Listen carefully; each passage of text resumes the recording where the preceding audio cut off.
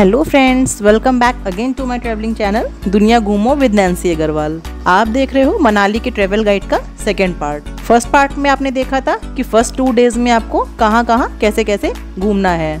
अब second part में आप मनाली का लास्ट डे का ट्रैवल गाइड देखोगे कि किस सीजन में आप कौन कौन सी जगह मनाली में घूम सकते हो। थर्ड डे का प्लान जो है आपका डिपेंड करेगा कि आप किस सीजन में जा रहे हो। अगर आप समर्स में जा रहे हो तो आपको रोहतांग पास का पूरा डायरेक्शन घूमना होगा, जो कि मैं वीडियो में बताऊंगी कि कौन कौन से स्पॉट्स आपको समर्स में घूमने हैं रोहतांग पास के पास। और अगर आप विंटर्स में जा रहे हो तो आपको रोहतांग पास ना जाके हमटा पास जाना होगा, क्योंकि रोहतांग पास विंटर्स में क्लोज कर दिया जाता है हैवी स्नोफॉल की वजह से, और वो वापस रीओपन होता है मई में, या फिर उस टाइम पे करंट सिचुएशन देख के डेट डिक्लेयर करी जाती है कि कब रोहतांग पास खुलेगा। तो चलिए शुरुआत करते हैं थर्ड डे की। अब जो भी स्पॉट्स मैं आपको बताने जा रही हूँ ये स्पॉट्स उनके लिए है जो लोग समर्स में जा रहे हैं, यानी कि मई के बाद। तो थर्ड डे हम जाएंगे रोहतांग पास।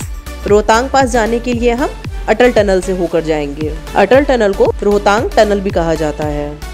वैसे तो रोहतांग जाने का दूसरा रास्ता भी है, पर अटल टनल से होकर रोहतांग पास आपको इसलिए लेके जा रहे हैं ताकि आप अटल टनल भी देख सको। ये एक हॉर्स शू शेप का हाईवे टनल है जो कि मनाली को लाहौल स्पीति वैली से कनेक्ट करता है। अटल टनल को दुनिया का लॉन्गेस्ट टनल बोला जाता है, जो कि हमारे former prime minister Atal Bihari Vajpayee ji के नाम पे रखा गया है। ये टनल अप्रॉक्स 9 किलोमीटर लॉन्ग है। माल रोड से अटल टनल का डिस्टेंस 28.5 किलोमीटर्स का है। तो चलिए बढ़ते हैं रोहतांग पास, यानी कि रोहतांग ला की तरफ। रोहतांग पास आपका सिटी सेंटर से 50 किलोमीटर्स की दूरी पर है। रोहतांग पास जाने के लिए 500 रुपीज़ की परमिट फी लगती है, जिसमें कंजेशन चार्जेस 50 रुपीज़ के आपको अलग से और देने होते हैं। यानी रोहतांग पास जाने के लिए आपको 550 रुपीज़ पे करना पड़ता है। बट इस फीस की वजह से इस जगह पर आना कैंसिल मत करिएगा दोस्तों, क्योंकि इस जगह पर जब आप आओगे तो ये जगह आपको एक अलग ही दुनिया में ले जाएगी। यहाँ की अनपैरेलल ब्यूटी देखने लायक है। रोहतांग ला जाते ही वहाँ की सीनरी में आपको ड्रामेटिक चेंज देखने को मिलेगा।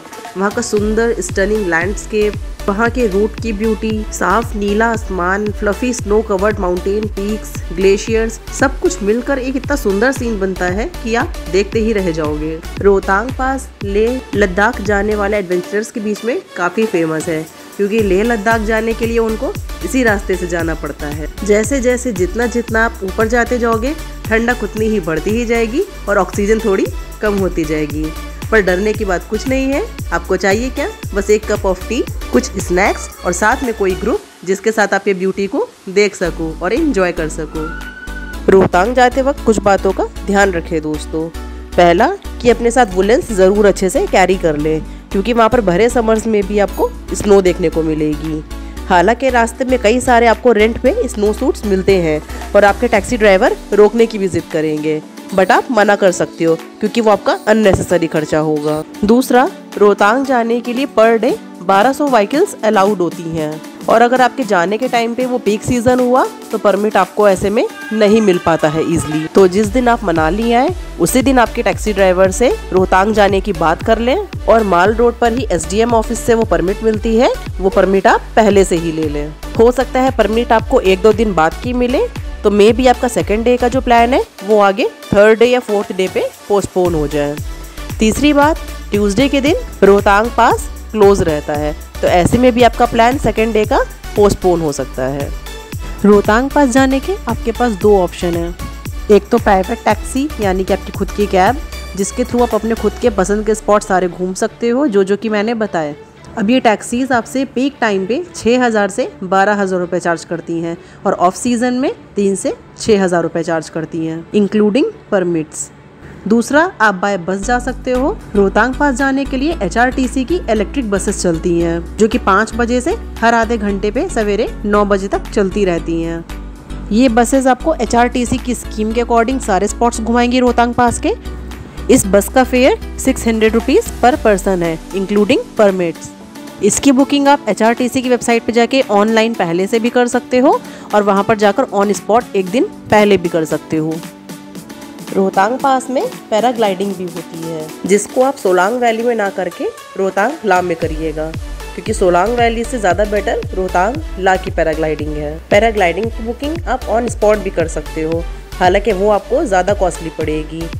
अगर आप ऑफलाइन बुकिंग करते हो तो आपको पर हेड 3,500 रुपये लमसम पड़ेंगे, और अगर आप ऑनलाइन बुकिंग कर लेते हो ऑन स्पॉट तो वहीं चार्जेस आपको 1000 से 1500 के बीच में पड़ेंगे। तो मैं प्रेफर करूँगी कि एक्टिविटीज़ की बुकिंग आप हमेशा ऑनलाइन ही करें।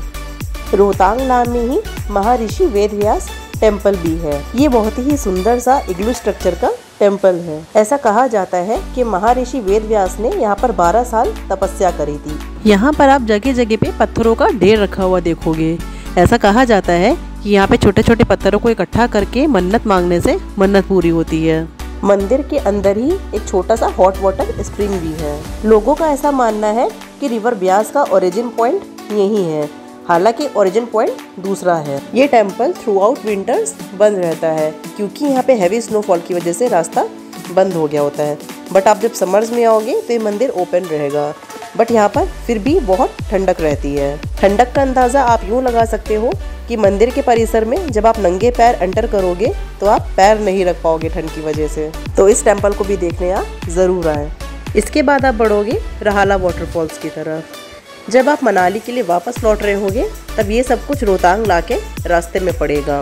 रोहतांग पास से रहाला वाटरफॉल्स 23 किलोमीटर की दूरी पर है। इस वाटरफॉल का पानी बहुत ही ज़्यादा ठंडा है क्योंकि ऐसा कहा जाता है कि ये मेल्टिंग ग्लेशियर्स का वाटर है।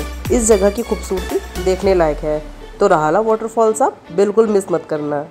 अब अगर ये सब कुछ घूमने के बाद आपके पास टाइम बचता है तो रास्ते में पड़ेगा आपका गुलाबा स्नो पॉइंट। तो आप चाहे तो सेकेंड डे पे इसे भी कवर अप कर सकते हो। फर्स्ट डे पे जो आपने देखा था वो व्यू पॉइंट था, सेकेंड डे पे जो आप देखोगे ये स्नो पॉइंट है। तो अब यहाँ पर आकर समर ट्रेवलिंग प्लानर्स का थर्ड डे यानी कि मनाली ट्रिप खत्म होता है। अब बात करते हैं विंटर ट्रेवलिंग प्लानर्स की। अगर आप विंटर्स में मनाली आ रहे हो तो थर्ड डे में आपको जाना है हमटा पास। हमटा पास मेन जाना जाता है इग्लू हाउसेस के लिए। इग्लू हाउसेस, सही सुना दोस्तों आपने। अब आप इंडिया में रहकर भी आर्कटिक रीजन के मजे ले सकते हो। यहाँ पे आकर आप आपका फुल डे और फुल नाइट इग्लू में बिताओगे। दोस्तों हमटा पास निकलने के पहले आप अपने होटल से चेकआउट जरूर कर लेना, क्योंकि आप हमटा पास जा रहे हो तो वहाँ पर इग्लू स्टे एक तरह का होटल स्टे ही है, तो आपको ऐसे में होटल की ज़रूरत नहीं होगी। जब आपके चारों तरफ स्नो कैप माउंटेन्स हो, आसपास फ्लफी स्नो हो और नाइट में स्टारी स्काई देखने का मौका मिले तो ऐसे में फुल डे फुल नाइट इग्लू में बिताने का मज़ा ही कुछ और होगा। बट क्योंकि इग्लूज ये स्नो से बने होते हैं तो इग्लू स्टे लेने का मौका आपको मिड जनवरी से मिड मार्च तक का ही मिलता है खाली। जैसे ही आप हमटा पास में जाओगे तो आपको कई नाम के इग्लू स्टेज मिलेंगे, जिसकी बुकिंग आप ऑन स्पॉट भी कर सकते हो और आप उसको प्री बुक भी कर सकते हो ऑनलाइन। इसमें वन नाइट स्टे के चार्जेस 4000 से 6000 रुपये पर हेड होते हैं, जिसमें आपका सिर्फ रहना ही रहना नहीं और भी कई सारी चीज़ें इंक्लूडेड रहती हैं। जैसे कि रात में आपको बॉनफायर जला के दी जाएगी, सॉन्ग्स होंगे, साथ में आपको लंच, डिनर, ब्रेकफास्ट सब इंक्लूडेड होगा। इसके साथ अनलिमिटेड स्नो एडवेंचर एक्टिविटीज़ होंगी, जैसे कि स्कीइंग, स्नो बोर्डिंग और भी कई सारी एक्टिविटीज़। तो अगर आप विंटर्स में आ रहे हो तो इग्लू स्टे का एक्सपीरियंस लेना बिल्कुल भी मिस मत करना। थोड़ा सा कॉस्टली ज़रूर है बट ये एक्सपीरियंस आपका लाइफ टाइम मेमोरी बन जाएगा। बस एक बात का ध्यान रखिएगा दोस्तों, आप चाहे रोहतांग पास जा रहे हो या हमटा पास, दोनों ही जगह अपने साथ में कुछ स्नैक्स रख के ज़रूर चलिएगा, क्योंकि दोनों ही जगह पे स्नैक्स काफ़ी महंगे मिलते हैं। अगर आप सिंपल सा एक ब्रेड ऑमलेट भी लेते हो तो वो 250 रुपये का मिलता है, तो कुछ स्नैक्स लेके ज़रूर चलें। बाकी इग्लू स्टे में तो आपको मील्स सारी मिलेंगी। दोस्तों यहाँ पर बेड भी स्नो के बने होते हैं। रात में टेम्परेचर यहाँ पे -10 डिग्री सेंटीग्रेड तक चला जाता है, बट डरने की कोई बात नहीं है, आपको प्रॉपर अरेंजमेंट्स वहाँ पे दिए जाते हैं। आपका बेड भी पूरा वार्म और कोजी होता है, साथ ही साथ आपको अच्छे ब्लैंकेट्स भी दिए जाते हैं, जिससे आपको सर्दी का एहसास भी नहीं होगा। दोस्तों क्योंकि ये इग्लू स्टे है तो कंफर्ट आप यहाँ पर 5 स्टार होटल जैसा एक्सपेक्ट मत करना, बट मज़ा ज़रूर आएगा। अब क्योंकि ये इग्लू स्टे है तो यहाँ पर आपको वॉशरूम्स प्राइवेट नहीं मिलेंगे, कॉमन वॉशरूम्स होंगे। यहाँ पर आते वक्त पावर बैंक्स ज़रूर चार्ज करके लाए, क्योंकि यहाँ पर थोड़ा इलेक्ट्रिसिटी का प्रॉब्लम ज़रूर हो सकता है। तो दोस्तों यहाँ पर आकर आपका थर्ड डे यानी कि मनाली का ट्रिप खत्म होता है। किसी भी तरह की कोई क्वेरी हो ट्रिप से रिलेटेड तो कमेंट सेक्शन में ज़रूर पूछें, और वीडियो पसंद आई हो तो चैनल को सब्सक्राइब करना, लाइक, शेयर एंड कमेंट करना ना भूलें। तो मिलते हैं नेक्स्ट वीडियो में कोई नई ट्रेवल गाइड के साथ। तब तक के लिए बाय बाय।